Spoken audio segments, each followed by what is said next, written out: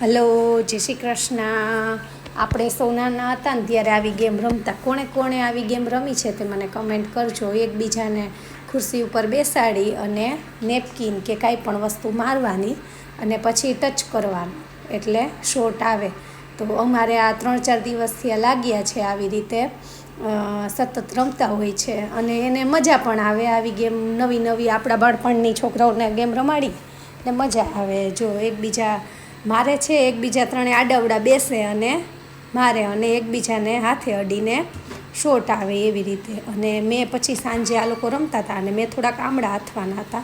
આમળા બહુ સારા તો મળ્યા નહોતા, દેશી હતા એટલે લઈ લીધા. દેશી આમળા હું ખૂટવા જ ન દઉં ઘરમાં. મારે એક બહેણી ખાલી થાય ત્યાં બીજી ભરાઈ જાય. દેશી આમળા ફટાફટ મેં જો સુધારી લીધા, થોડા જ લઉં, અડધો કિલો.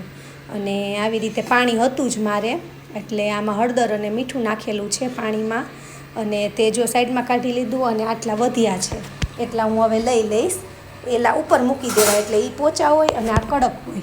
એટલે મેં જો બરણીમાં પહેલાં કાચા આમળા નાખી દીધા છે અને કાચા આમળા નાખી અને પછી ઉપર આપણે આ પાણી નાખીશું. એટલે આ આમળા સરસ પાકી જાય, મસ્ત મજાના થઈ જાય. પાણી ચડી જાય ને એટલે છોકરાઓને ખાટા પણ ન લાગે.